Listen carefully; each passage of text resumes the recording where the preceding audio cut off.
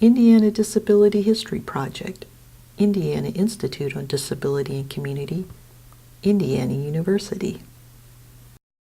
This interview is by Jane Harlan Simmons with Pat Howey on December 5th, 2016 at the Indiana Governor's Council for People with Disabilities Annual Conference.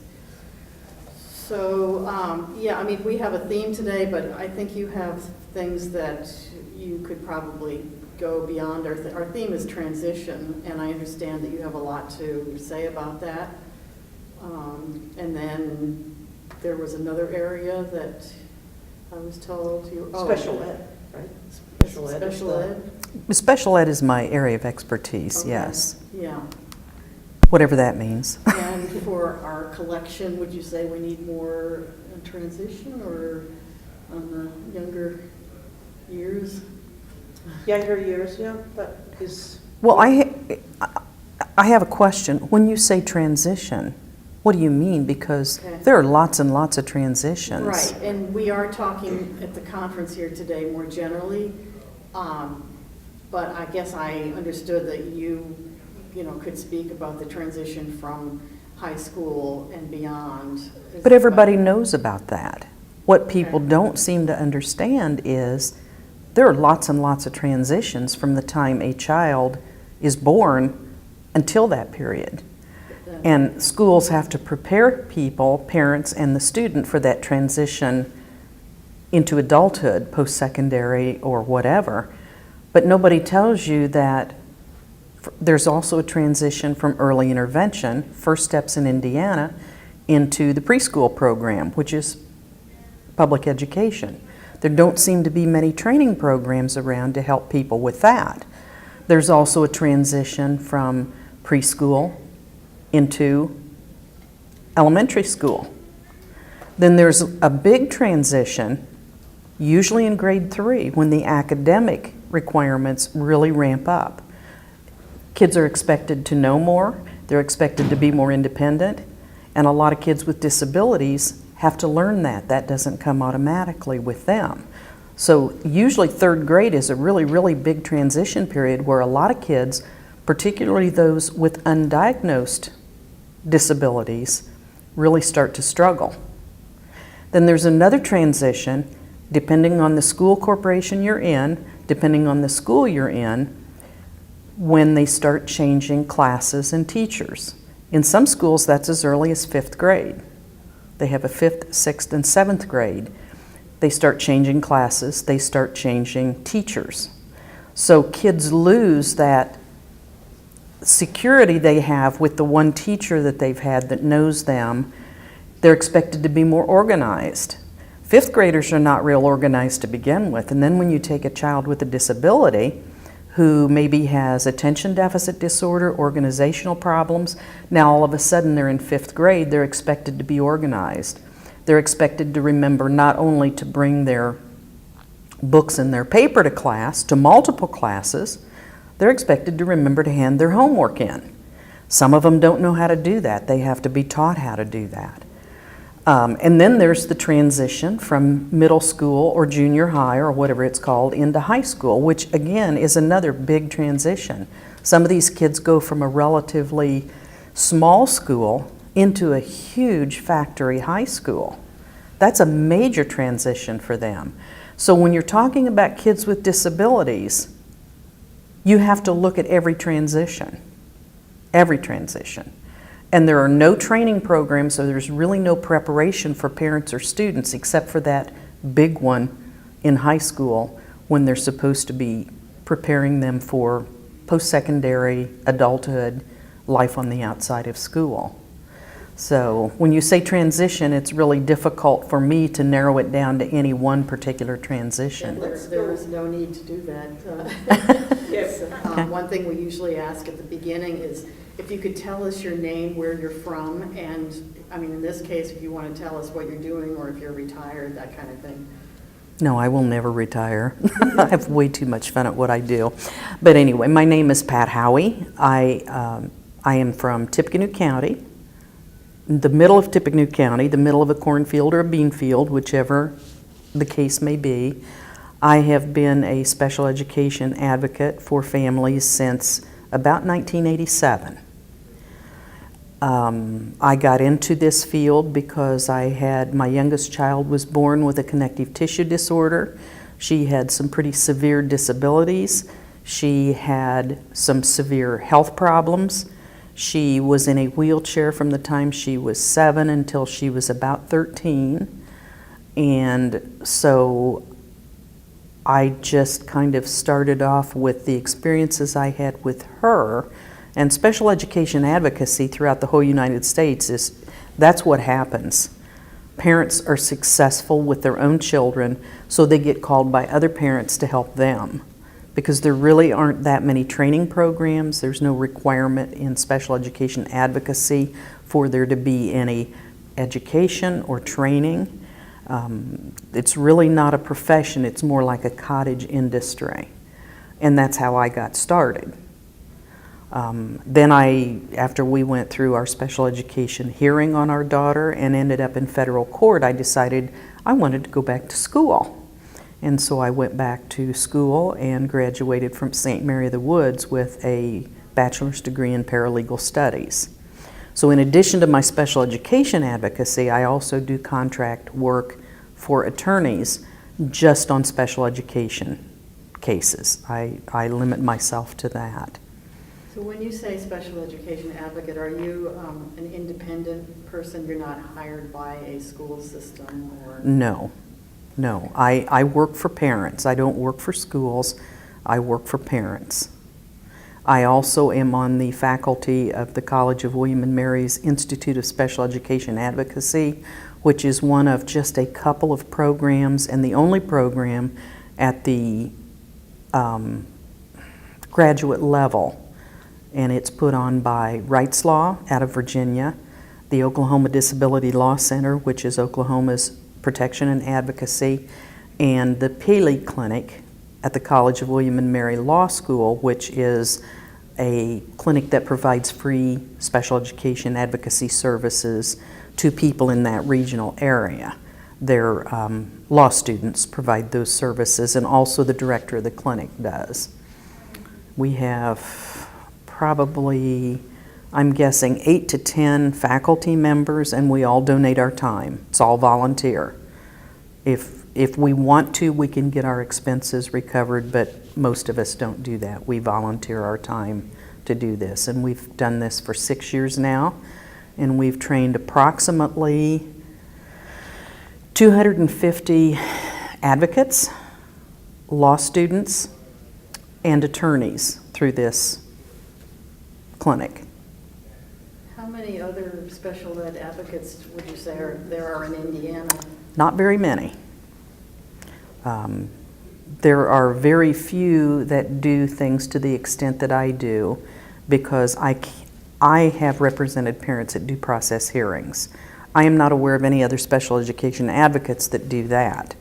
Now, I prefer to refer those to attorneys, and most of the time I do refer those cases to attorneys, but I can do a hearing. And like I say, I'm not aware of any other lay advocate that does that within the state. Well, because this is a history project, we would love to hear more about the court case that involved your daughter.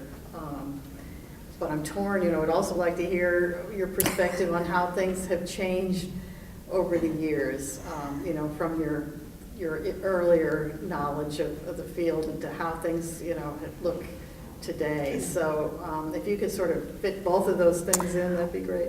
I think I probably can do that.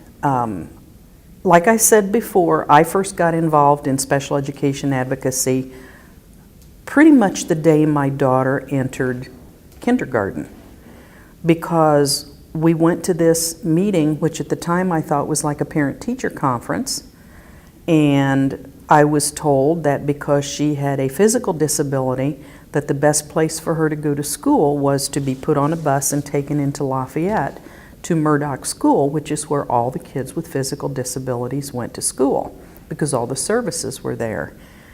And I was completely mystified by this, because she was almost 6 years old. She'd gone on vacation with us. She went to church with us. She went out to restaurants with us. She went everywhere. She was completely included in the community, And now all of a sudden, she had to go to a different school than her brothers and sisters. I didn't understand that. And we all have within us a little inner voice that tries to tell us when something's wrong. And we're usually not very good about listening to it. But my little inner voice was screaming at me, this doesn't sound right. She shouldn't have to be put on a bus and spend 45 minutes on a bus, one way, just to go to school. And we had some really, really good independent physical and occupational therapists at the time, and they said, why don't you contact this attorney in Frankfort, Indiana, because he had a child with a physical disability, and he was able to get things changed. So my husband and I went over to see him. We made an appointment, went to see him. He wrote one letter, and the school just kind of folded and said, okay, yeah, she can go to her regular school. And I thought that was great. I thought that was wonderful. And I still knew this much about special education. As a matter of fact, I like to tell the parents that I work with, you are so much smarter than I was when my child was your age. Because my daughter's first IEP had one goal, and it was that she would successfully complete the requirements of kindergarten.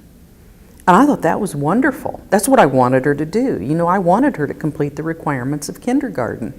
Never occurred to me that the only way you could really measure that goal was if she didn't do it. And then it's kind of like an oops goal. Oops, what are we going to do? She didn't complete the requirements. As time went on and I learned a little bit more about special education, we began to get a really, really strong advocacy movement in Tippecanoe County. There was a group that had been around for a long time called Parents for Special Education. Was that the name of it? Yeah, because we changed it later to Parents and Professionals for Special Education. TIPSE, Tippecanoe Parents and Professionals for Special Education. So we got a really strong advocacy group. We had in-source come in. They trained 100 people. We had over 100 people at that training. And out of that training evolved a very strong advocacy group. And we started to learn. We started to file complaints. Over a period of 2.5 years, we had, I don't know how many Office for Civil Rights complaints. As a matter of fact, they threatened to come rent an apartment in Lafayette because they were there so much. And we had a number of parents who requested hearings, including us. In short, we were able to make a lot of changes. We had people filing state complaints. They were just active all over the place. And in the course of after our hearing and after our court case, where we were able to recover attorney's fees for our hearing, we had 2 superintendents that retired early. The director of special education retired early. We had several school board members who declined to run again for school board, and things were really, really good for several years. What I'm seeing now is we're fighting the same battles that we fought back in the late 80s and early 90s. We have kids on special education school buses who are losing I don't know how many minutes a day because they're arriving at school late and they're leaving early. We have transportation issues that are based solely on special education busing. We are hearing the same things today that we heard back in the 80s and 90s. We would love to do that, but we don't have the money for it, things like that. So things tend to run in cycles, and I think what's happening now is we are into a cycle where we need to have some very, very strong parent advocacy. We need to have parents actually get involved. Unfortunately, they need to start requesting hearings. They need to start filing complaints, because that, a lot of times, the only thing that schools will understand, unfortunately, is when you hit them in the pocketbook, when you hit them in their wallets. And that's unfortunate because it's our money. So when you have a child with a disability and you file for a hearing, you pay for your attorney's fees. to try to receive the free appropriate public education that you've already paid your tax dollars for. And if you win, then you can collect your attorney's fees, which the school has to pay, which your tax money has already paid for. So you end up paying for your child's education 2 to 3 times if you fight the system. Not every parent can afford to do that. As a matter of fact, most parents can't afford to do that. So, in a kind of a roundabout way, have I covered everything that you... Yeah, I mean, I'm sure there's a lot more areas where we could go into detail. Boy, that's just, I'm kind of shocked that there's been as little progress as, I mean, do you feel like there's been progress? Yes, I think there was, but unfortunately, parents have to stay vigilant. They have to stay vigilant. One of the things that I told the partners yesterday in my presentation was we have not been very, very good as parents and advocates in going to Washington when the federal law is being reauthorized. Number one, there's no requirement to ever reauthorize the federal law. It's self-perpetuating. But what happens is the schools don't like what's going on, and so they go to Congress and they start lobbying to reauthorize it because they want changes to be made. And one example is when the law was last reauthorized in 2004. The school administrators, by the way, are already in Washington, D.C. lobbying, and they have been for several years. The National School Boards Association has already been lobbying. The School Psychologists National Association has already been lobbying for changes in IDEA. They want to do away with due process. I don't know how they'll ever do that, but because that's a constitutional right. But anyway, in 2004, when it was being reauthorized, the school lobbyists went to Washington and said, you have to do something about all these hearing requests we're getting. We are just being, we don't know where they're coming from. They're like a lightning bolt out of the blue. We didn't even know these parents were unhappy, and now all of a sudden we've got a hearing that we've got to go to. Even though that parent has probably gone to 15 IEP meetings, and dad left the room crying, or dad left the room yelling and mom left the room crying, the schools claimed they didn't have a clue that the parents were unhappy. So what happened when IDEA was reauthorized in 2004 is they added the resolution meeting. Because once the hearing is requested, now what parents have to do, they have to go to a resolution meeting where the school gets another bite at the apple to try to remedy what they had 12 months to remedy before. So that was one of the changes that happened. It's not a really big deal, but the inequity of it is if the parents don't go to the resolution meeting, they don't get to have a hearing. If the schools request the hearing, there's no requirement for them to go to a resolution meeting with the parent. So it's kind of an inequitable thing. But that's our fault as parents, advocates, and stakeholders. We weren't there. We have not done a very good job of being there when these laws are being reauthorized or commenting on the regulations and things like that. Well, I don't know about anyone else, but I'm going to be there. I'm going to be there on the steps of Washington, D.C. if it's authorized again, and I'm going to make myself heard because I've been as guilty as everyone else in not taking part in the systemic, the nationwide things. I've just kind of carved out a little niche here in Indiana where I try to do things. My motto has always been changing the world one child at a time, and it's too slow. I'm not going to live long enough to be able to do that. So my goal now is to try and go after systemic changes, to try and make things better by going at it at a higher level. Doing the training that you're doing so that there are new people out there advocating. Yes. Wow, well, it's 10 of, so I guess we should probably, we could really do a more lengthy interview with you, and I apologize that we don't have more time. Because That's fine.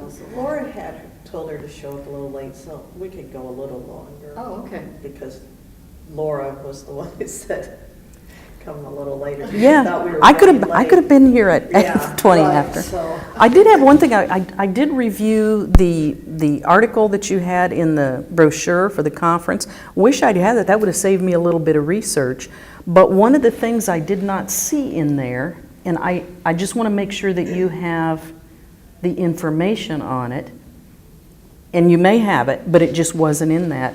Were you aware that in Indiana in 1931, the Indiana legislature passed a law requiring school districts to establish special classes or courses, this is public schools, in 1931, children 3 or more years retarded, not my words, that's what the law said back then, instruction adapted to their needs of mental attainment. 1931, we had a state law that said public schools were supposed to provide a public education to this one small group of kids with intellectual disabilities. To the best of my knowledge, that law went completely unnoticed until about let me think about this, about 1965 in Benton County. There was a gentleman there and his wife by the name of George and Stoney Early, who started a program at the Oxford High School for kids with intellectual disabilities. That is the only program I'm aware of in the state of Indiana before the law was passed in 1975. Are you aware of that law? Are you aware of any programs where that was done? I'm sure we have that law on our timeline, but I need to know more about that, obviously. Yeah, well, I found this, I first did this presentation on the history of special education in 2012, and I found this law still on the books. But when I went back to look for it in preparation for the partners training I was doing, I couldn't find it. It doesn't mean it's not there, it may mean I just looked in the wrong place. It may have been repealed, but in 2012 it was still on the books. So I'm looking for some place where I can find those old laws so that I can verify that this actually happened. So I don't know if you... Were you thinking that this was really unusual for Indiana to have such a law? Oh yeah, compared with absolutely. other states? Because IDEA is 41 years old, and of course you have the information on the School for the Deaf. It's 173 years old. The School for the Blind is 169 years old. But for these kids with specific cognitive impairments, that law was 85 years old. As of today, it would have been 85 years old. It was not repealed as of 1975 when the Education for All Handicapped Children's Act was passed. But I'd like to find out what happened to it between 2012 and 2016. I need access to the old laws that were repealed in order to find that. Because you just are now going to have to take my word that it was there in 2012 unless I can find it somewhere else. Right. So, but that was the main thing I wanted to let you know, and that in the history of education in Indiana, even with all these old laws, was focused on institutionalization. You know, the McCatatuck Center, the Fort Wayne Developmental Center, Silvercrest Children's Developmental Center. Those were all institutions where we sent kids.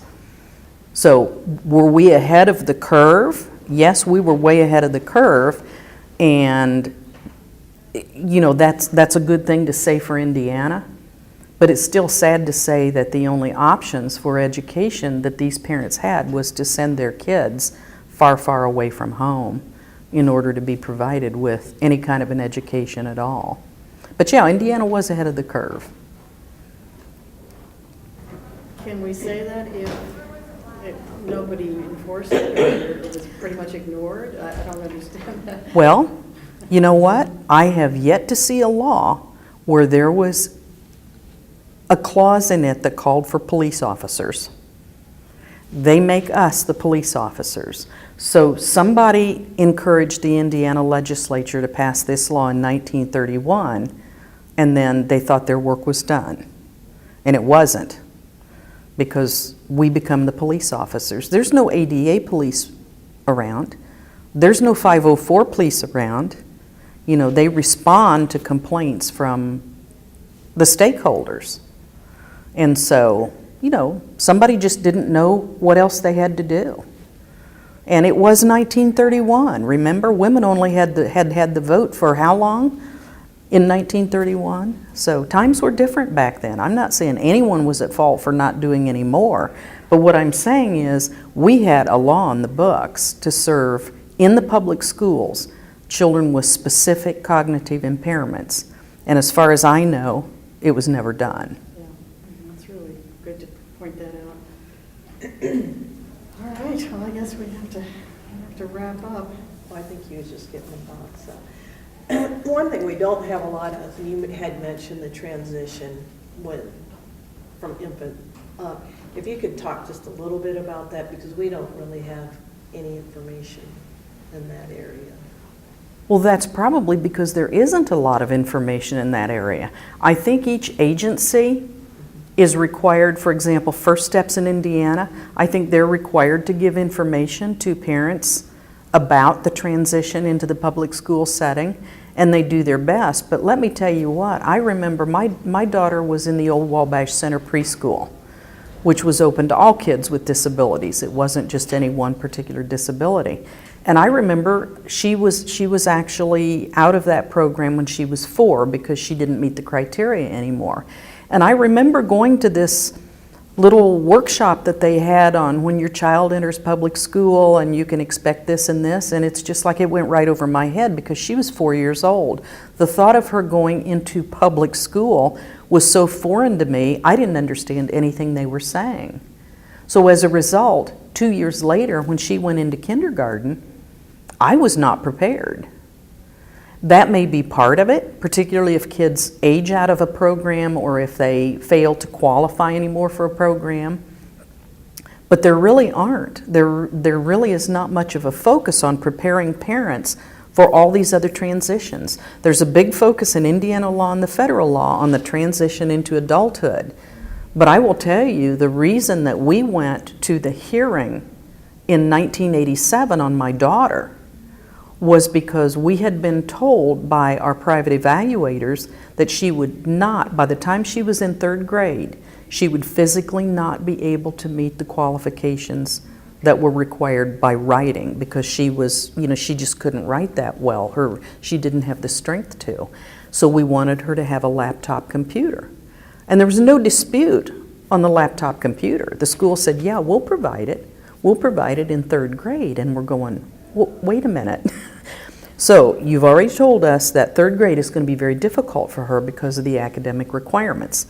Now you want to add a piece of equipment and instruction in that equipment and touch typing in addition to all of that. We want it now so she's prepared for 3rd grade. And a lot of parents are that way. They're looking ahead. They want to prepare for things where schools react to things. We'll do it when it's necessary. They don't think about the preparation a lot of times. So we went to the hearing and the hearing officer agreed with us and she was provided with a laptop computer, a little dinosaur by today's standards.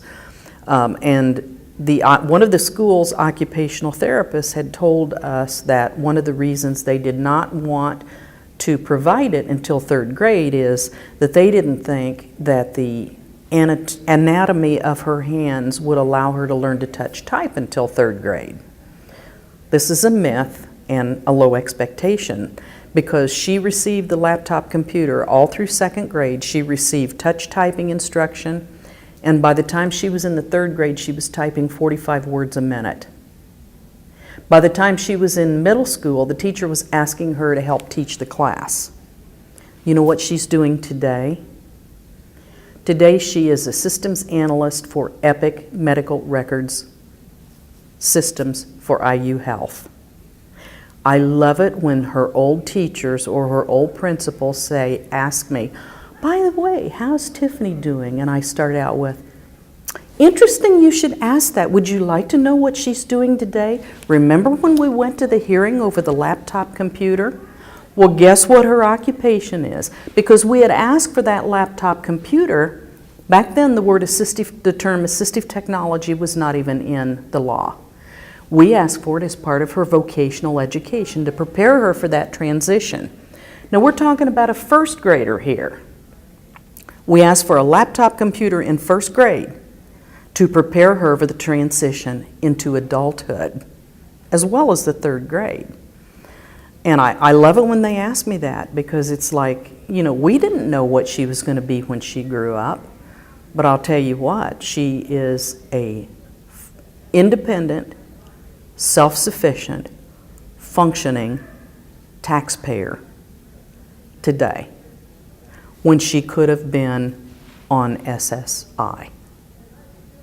So, but there was nothing to prepare us for that. That was just kind of like my little inner voice saying, you know, you need to pursue this. Can you just give us an anchor as far as what year, either first grade or the hearing year, you know, just a little bit of a date? The hearing was in 1987. Back then, there were no specific timelines to go to federal court to recover attorney's fees, so that happened in 1989, and we got the decision in 1990. And one of the things I tell parents and wannabe advocates is go read that decision. Go read Howey versus Tippecanoe School Corporation, because you will see in that decision the kind of advocate or parent you don't want to be. Because we could have received, we were asking for $50,000 to $60,000 of attorney's fees. That was cut down to less than a third of that because of the way I had advocated for my daughter. Very simply, what I did was I said, it's my way or the highway. I'm going to write the IEP. You're going to do everything my way. Those were the tools I had at the time, and they worked, but they're not good tools. I have better tools now. The IEP is a process. No one on that IEP team can go in and say, this is the way you're going to do it because I say you did it. That all came back to haunt me in the federal court case. You'll see Judge Sharp, and Judge Sharp was very kind to me, because I was very bold. I had no idea what I was doing. I didn't know you were supposed to show respect in a federal court. Fortunate he liked women, and so he cut me a lot of slack when he didn't have to.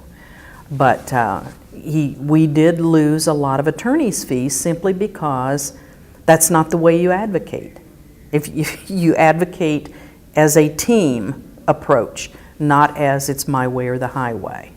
So yeah, that's a matter of public record. You can just Google Howey versus Tippecanoe School Corporation, and when you read the decision, it pretty much tells you why Judge Sharp, you know, there's a lot of it that's not true, but it doesn't matter. The school presented that case and Judge Sharp accepted it. And so now it's history. And so now when I train parents, I say, do as I say, not as I did. Because all this stuff can come back to haunt you later. I was like a bull in a china shop. InSource taught me about the law and I just took it and ran with it, and you can't do that. But I did. And I am, you know, and let me end with this.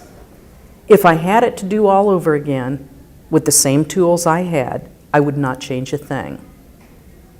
Because I look at my daughter today, I look at how successful she is, both in her personal life, in her work, in her social life, and I did a good job with the tools that I had at the time, and I wouldn't change a thing. But I have better tools now, and those are the tools I try to give to other parents. Is that a good way to end it? Fantastic way to end it, yes, yes. Produced by the Center for Health Equity, Indiana Institute on Disability and Community, Indiana University, funded in part by a grant from the Indiana Governor's Council for People with Disabilities. Copyright 2018, the Trustees of Indiana University.